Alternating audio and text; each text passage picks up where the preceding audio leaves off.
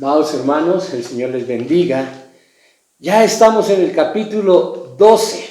Ustedes deben de estar trabajando ya en el capítulo 13, pero el capítulo 12 es increíble. Comienza con una cena pascual, con Lázaro, con María, con Marta, un evento lindo donde María derrama el perfume sobre los pies de Cristo, enjuaga sus pies con este perfume.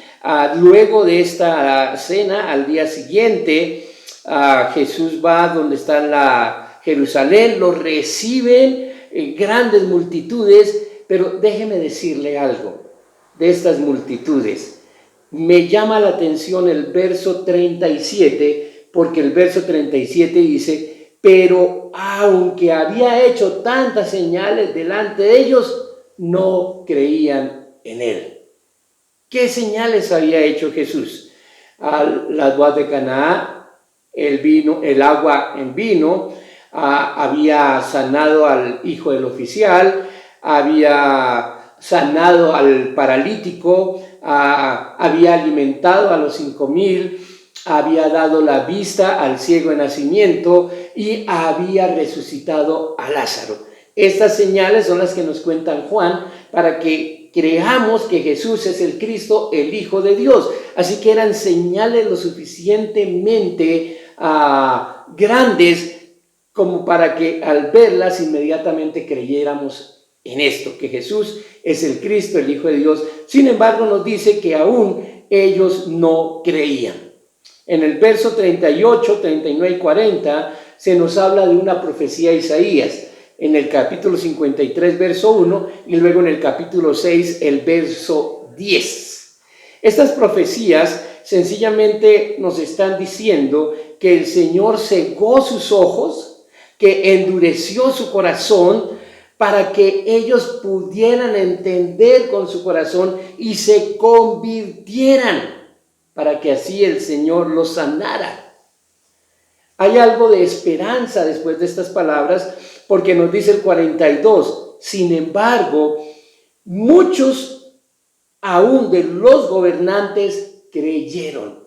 No es que ninguno haya creído, algunos habían creído. Sin embargo, estos que habían creído, nos dice el texto, pero por causa de los fariseos no confiaban para no ser expulsados de la sinagoga. Ellos amaban agradar más a la gente que agradar a Dios. Lo dice el verso 43, porque amaban más el reconocimiento de los hombres que el reconocimiento de Dios. Ellos se daban a la gente para recibir el reconocimiento de la gente en lugar de darse a Dios para recibir el reconocimiento de Dios. Palabras fuertes. Dice Jesús en el 44, el que cree en mí, no cree en mí, sino en aquel que me envió. Y el que me ve, ve a aquel que me ha enviado.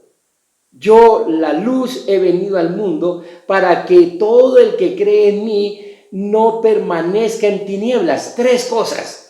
El que cree en Jesús, cree en el Padre. El que ve a Jesús, ve al Padre. Él ha venido a hacer la luz en la vida de los creyentes. Él ilumina el sendero de los creyentes. Y esto se lo estaba diciendo a aquellos que tenían más miedo de los judíos que de él.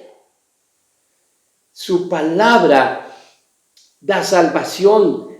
Su palabra tiene autoridad. Miren, el verso 47 dice, si alguno oye mis palabras y no las guarda, yo no le juzgo, porque no vine a juzgar al mundo, sino a salvar al mundo. En otras palabras, si alguno oye mi palabra y las guarda, será salvo.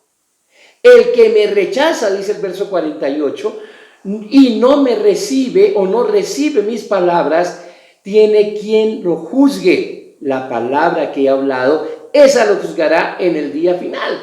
La palabra de Dios salva, pero la palabra de Dios, de Dios también condena. El que escucha a Jesús, le cree, ese es salvado.